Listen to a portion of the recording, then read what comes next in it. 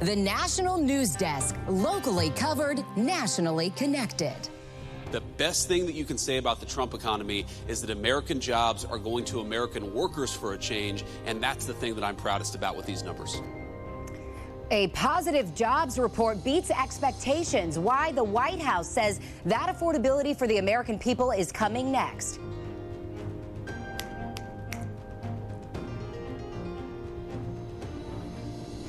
The president's strong words against former military members now in Congress, and why other Democrats say he went too far.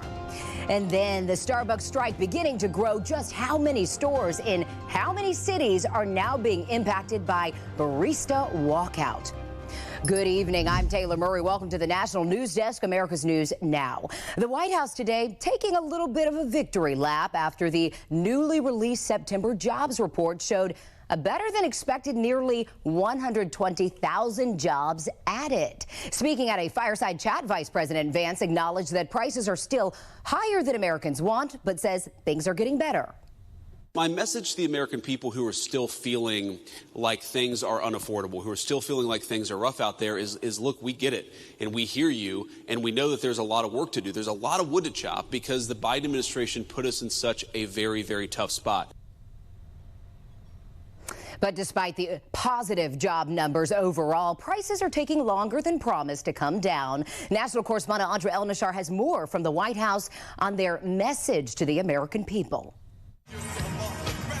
It's believed to be the reason Donald Trump won the 2024 election.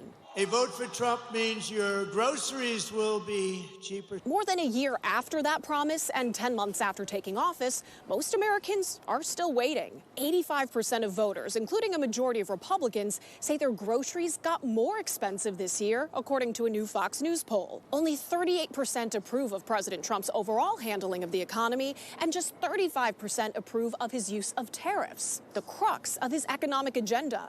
In a rare moment Wednesday, Trump partially acknowledging the hit to his popularity. So my poll numbers just went down, but with smart people, they've gone way up. But still insists he's following through on his campaign promise. We're also making incredible strides to make America affordable again. That's a new word that they're using, affordability, they talk.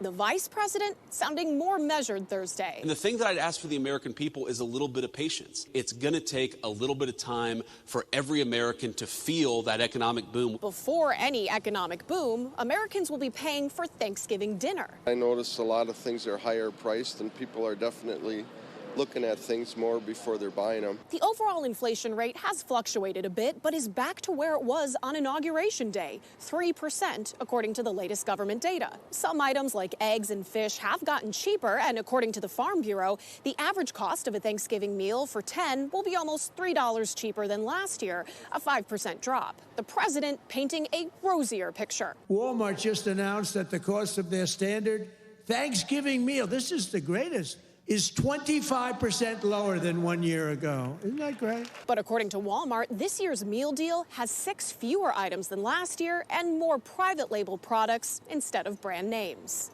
To help people get by, the White House keeps saying it wants to send out those $2,000 tariff rebate checks. But that would have to be passed by Congress, and experts say would actually cost more than the tariffs are bringing in. At the White House, I'm Andrea Elnashar for the National News Desk, America's News Now. For the first time in decades, new oil drilling could be restarting off the coast of California and Florida. The Interior Department releasing a 5-year offshore drilling plan today. The Trump administration's proposal includes 6 offshore lease sales off California's coast. In Florida, the plan calls for drilling in areas at least 100 miles from that state's shore. And the 5-year plan would also compel more than 20 lease sales off the coast of Alaska. California Governor Gavin Newsom has previously promised to challenge this in court. Well, President Donald Trump is calling out 6 Democratic lawmakers who posted a video online urging U.S. military to defy official orders. In a series of Truth Social posts, the president called the video sedition, writing in part, "This is really bad and dangerous to our country. Their words cannot be allowed to stand. Seditious behavior from traitors, lock them up." Now, here is part of the video the president is reacting to. This administration is pitting our uniformed military and intelligence community professionals against American citizens like us, You all swore an oath to protect and defend this Constitution. Right now, the threats to our Constitution aren't just coming from abroad, but from right here at home. Our laws are clear. You can refuse illegal orders. And Democratic lawmakers say President Trump went too far in his post, one of which says seditious behavior is punishable by death. But when asked today if the president wanted to execute these members, White House Press Secretary Caroline Leavitt said no, and then said the ire should be placed on the members for their video. Meanwhile, another Democratic Congress member is in hot water after being federally indicted in federal court. Florida Representative Sheila Sherfilis McCormick has been removed from her leadership position atop the House Foreign Affairs subcommittee. The Department of Justice has accused her of stealing millions of dollars in federal emergency funds. Now, according to the DOJ, she redirected funding related to FEMA to multiple accounts, including directly to her own campaign for office, as well as to friends and family members who then donated to her campaign. Sheriff McCormick called her indictment an unjust, baseless sham and insists her innocence. The president will welcome the next mayor of New York City, Trump-Mamdani, to the White House tomorrow. As the National News Desk Matt Galko reports, the surprising move comes as both Trump and Mamdani have used one another to fire up their supporters. I'll be ready for whatever happens. New York City Mayor-elect and Democratic Socialist Zohran Mamdani will meet face-to-face with President Donald Trump in the Oval Office Friday. Trump has targeted Mamdani often and called him a communist as he announced the invite on Truth Social. It's going to be hard for me as the president to give a lot of money to New York because if you have a communist running New York, all you're doing is wasting the money you're sending there. It behooves me to ensure that I leave no stone unturned in looking to make the city more affordable.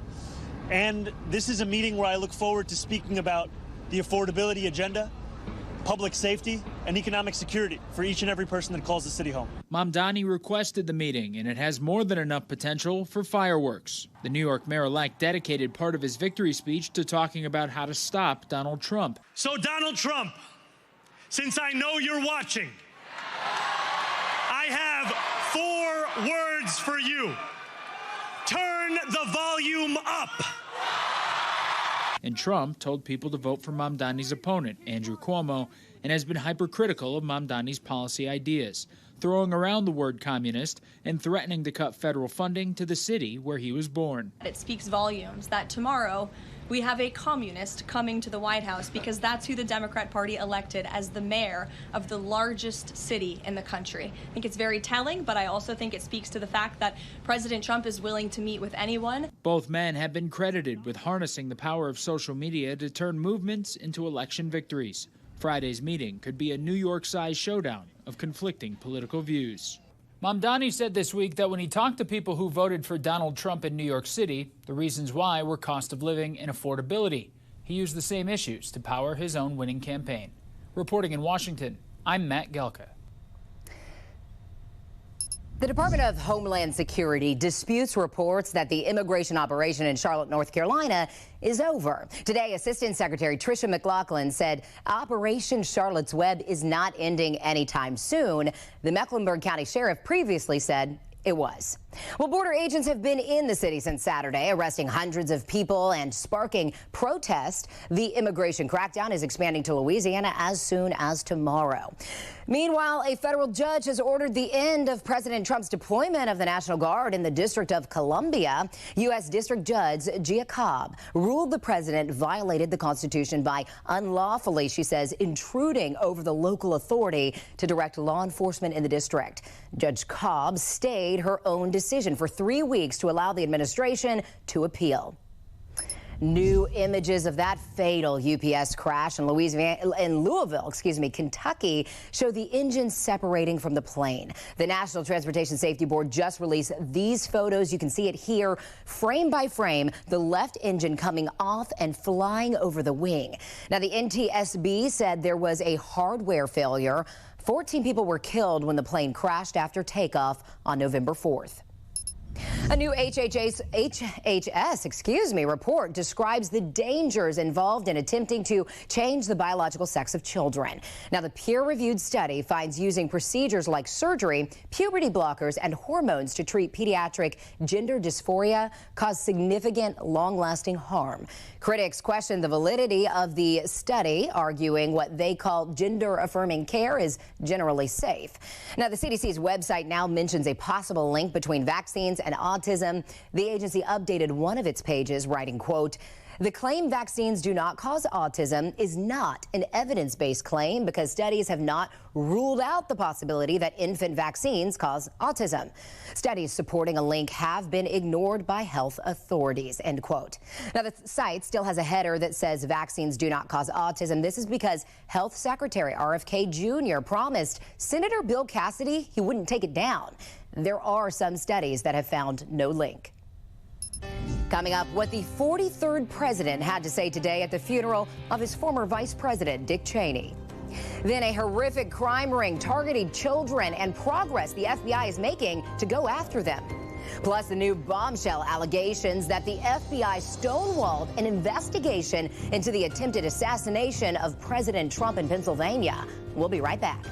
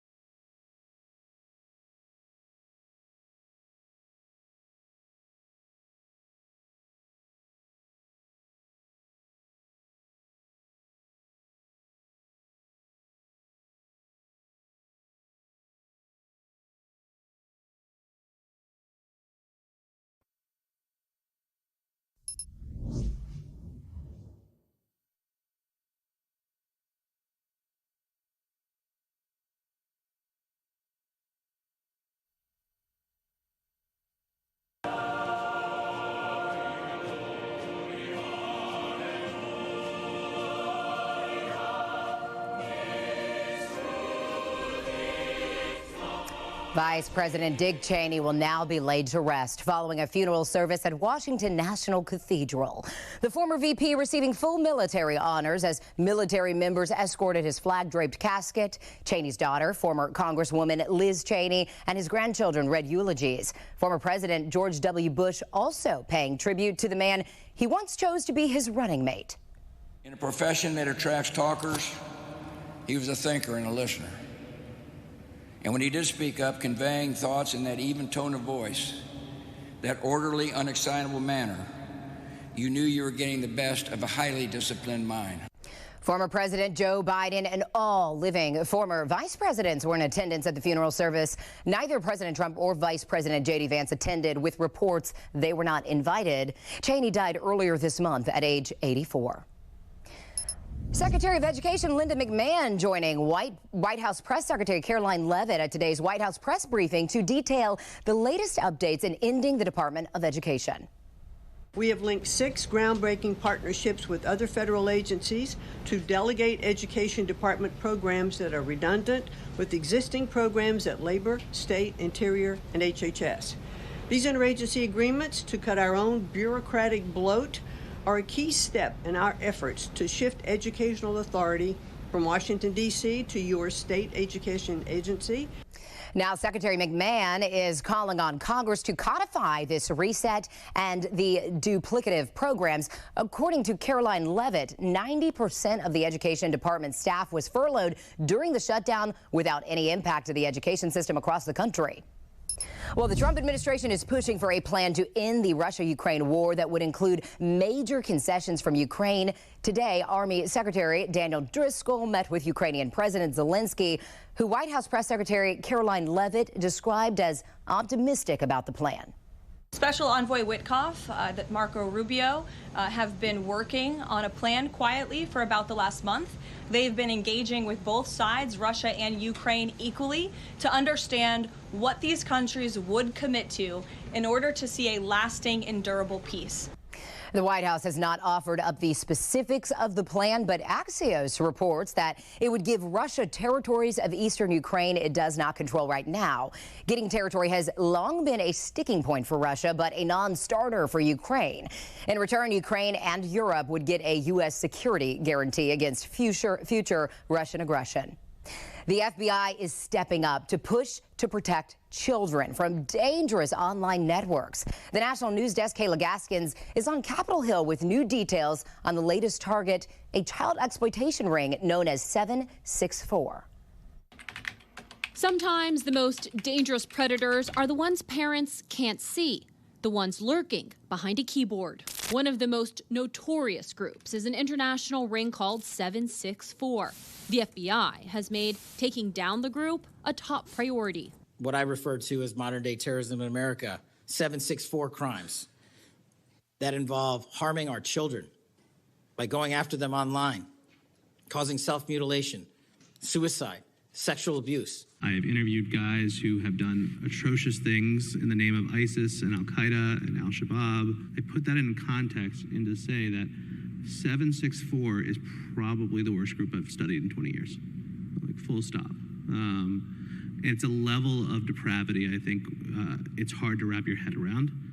ABC's Nightline spoke with the parents of a 764 victim. Their 13-year-old was coerced into suicide and into live streaming the entire act. It's another thing to learn that people were watching. Right. And egging him on. Sickening. A horrified Australian teen alerted the child's parents to what happened, sparking an international murder investigation. They said that they made sure to stay on the court to make sure that he was dead. On Wednesday, FBI Deputy Director Dan Bongino posting updates on their work to X. The FBI Baltimore field office arrested an individual who allegedly targeted 5 victims, one as young as 13. Another individual arrested by federal authorities in Arizona. This person accused of targeting 9 victims, all between the ages of 11 and 15. The allegations in the Arizona case involve distributing child pornography, cyberstalking, animal crushing, and even conspiring to provide material support to terrorists. The FBI has around 300 ongoing investigations connected to this 764 network. In Washington, I'm Kayla Gaskins. A Starbucks strike that started last week is growing. The Starbucks Workers United Union said employees from 30 more stores in 25 American cities would join the strike today. 95 stores in 65 cities are now affected overall. The workers want things like better pay and better staffing. The company said the strike has not disrupted its operations too much, and it's prepared to continue negotiating.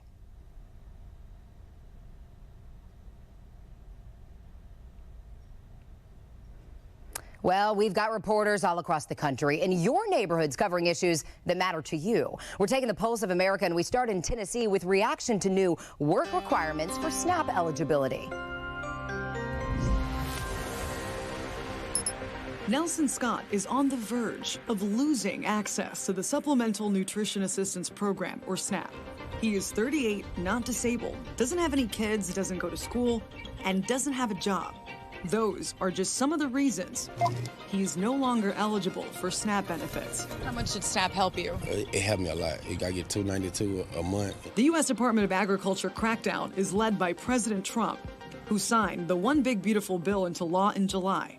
The government shutdown stalled the November 1st deadline for implementation. However, these changes are still coming up. Scott tells me, as a convicted felon, getting a job isn't easy. I will get one if y'all give me one. The faster you can find a problem, the faster you can stop it, right? Drew Dixon is the VP of Operations at Dixon Security Cameras, which has cameras all over the area, including at construction sites. He told me about thermal cameras equipped with heat detection and artificial intelligence, which could be one way to possibly stop some of these fires from being so devastating. And they just kind of detect that increased temperature and usually the spread and the way at which it moves. Dixon says the AI aspect helps figure out whether an animal is running through the site or a fire is spreading. He says it's the AI's job to vet out the false alarm. AI doesn't mean it's perfect, so it still notifies whoever is monitoring the system, and they would still need to verify before calling 911.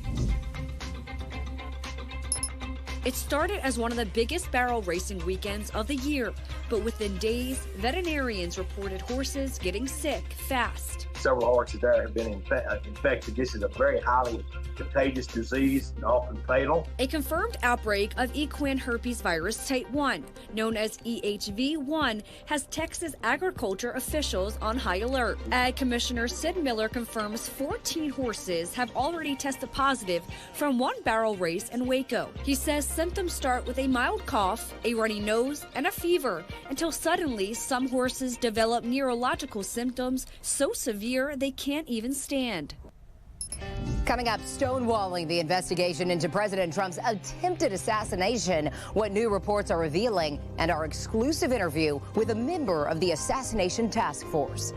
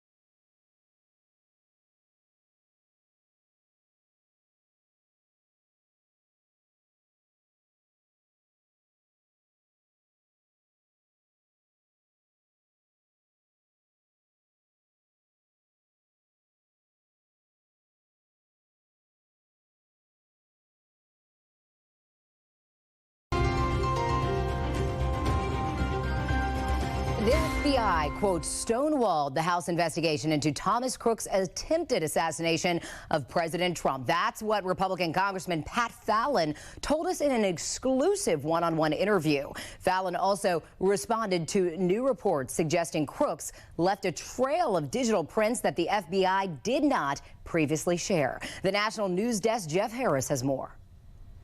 Fallon was very direct, saying what really smacks you in the face is that the FBI told the assassination task force, which he served on, Crooks didn't have that big of a digital footprint. But these reports paint a much different picture, and he wants answers. I want the truth. There's no such thing as your truth or my truth. There is only the truth. On Capitol Hill Wednesday, Texas Representative Pat Fallon responding to new reports, including from the New York Post, that Crooks had a much larger digital footprint than the FBI initially disclosed. Our mission on the assassination task force was to leave no stone unturned. And with this new additional information, I think we need to turn over a few more stones. Citing an anonymous source, the Post reporting this week, Crooks had at least 17 accounts across various platforms contradicting initial statements from the FBI. Do you feel like at any time the task force got stonewalled on information? We definitely got stonewalled when we finally got answers that we thought were fully forthright, and now it seems like they weren't. In 2024, FBI Deputy Director Paula Bates saying the agency discovered 700 social media comments they believe were made by crooks between 2019 and 2020, describing them as anti-Semitic and anti-immigrant, but stopped short of sharing anything else. We believe it important to share and note it today, particularly given the general absence of other information to date from social media and other sources of information. But according to the Post, Crook's online presence also showed a radical shift in political ideology to overwhelmingly anti-Trump, including violent rhetoric, videos practicing shooting guns, and online interactions with someone connected to a Norwegian neo-Nazi group, information Fallon says he wants a Bate to address. Why, if you're going to make that kind of a statement, why just that? Why was it so selective? That's a direct question I want to ask him under oath. A former FBI special agent, Jody Weiss, also weighing in, saying the Bureau has incredible capabilities to look very deep into someone's digital footprint, and crooks should have been flagged. For them to come out and say that we just didn't see much there, we couldn't identify a motive, I can't understand why. Now, if flagged, Weiss says the FBI would then dig deeper, ultimately leading to an interview to determine possible intent. Does he have the opportunity to commit some of the stuff he's talking about, or is it just a young man spouting off to get some clicks on social media? Now, Fallon says additional investigations are absolutely needed, telling us he plans to speak with House Oversight Chairman James Comer to potentially lead the new probes, saying the committee is the perfect platform in which to do that. I'm Jeff Harris reporting from Washington. Wow, stay tuned tonight for part 2 of Jeff Harris's interview and reporting. Interesting. All right, coming up with the holiday season upon us, a new warning about AI-powered toys marketed to children.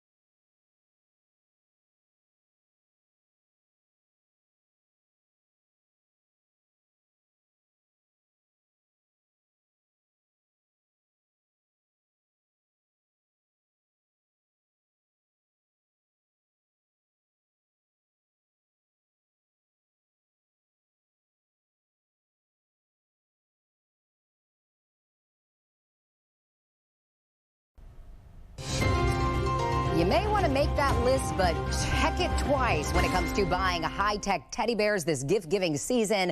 The children's advocacy group Fair Play says artificial intelligence toys often use algorithms that are known to harm kids and teens, like ChatGPT. And the toys are often advertised as educational, but Fair Play says they can get in the way of important learning activities as well as children's relationships and resilience. Something to keep in mind as December inches closer. That's all the time we have for now. I'm Taylor Murray. Thanks for watching.